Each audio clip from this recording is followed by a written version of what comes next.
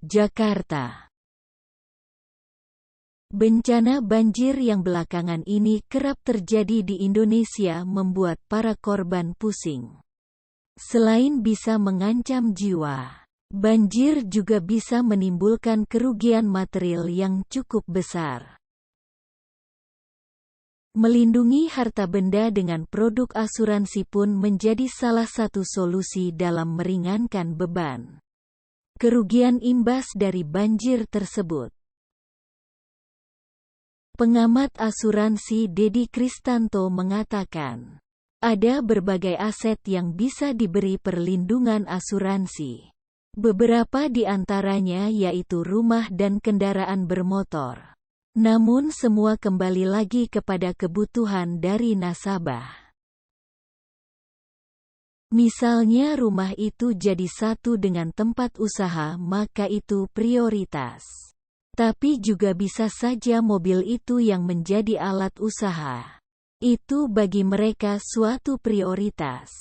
Paling ideal memang harta benda kita sekecil apapun terlindungi dengan asuransi sehingga ada transfer resiko di situ, katanya kepada Detikcom.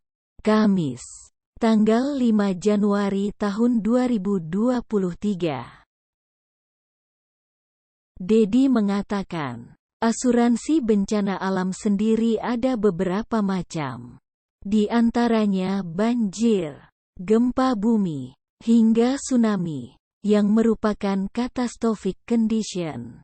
Pengajuan klaimnya pun relatif tidak berbeda dengan asuransi lainnya.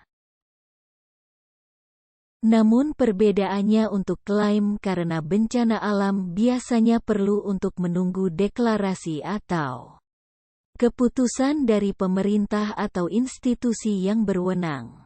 Apakah kondisi itu masuk ke dalam bencana alam atau tidak? Yang dapat di-cover di dalam polisnya, terangnya. Menurutnya, di masa dengan cuaca ekstrim seperti sekarang ini, kemungkinannya akan lebih banyak orang yang klaim asuransi kesehatan secara kuantitas. Akan tetapi, secara jumlah, berkemungkinan klaim asuransi akibat bencana alam akan lebih besar. Sementara itu, perencana keuangan Andi Nugroho mengatakan, menurutnya barang yang paling penting untuk diasuransikan ialah barang yang paling rentan mengalami kerusakan, salah satunya yakni rumah. Jadi kalau asuransi rumah gini, itu kan mereka meliputi bisa kena banjir, tanah longsor, apapun itu klausulnya biasanya udah jadi satu semuanya. Kemudian kita akan ditanyain apa saja isi rumahnya yang menurut kita berharga dan yang mau diasuransikan. Jadi kalau terjadi bencana, barang tersebut rusak, itu akan mendapat penggantian, jelas Andi.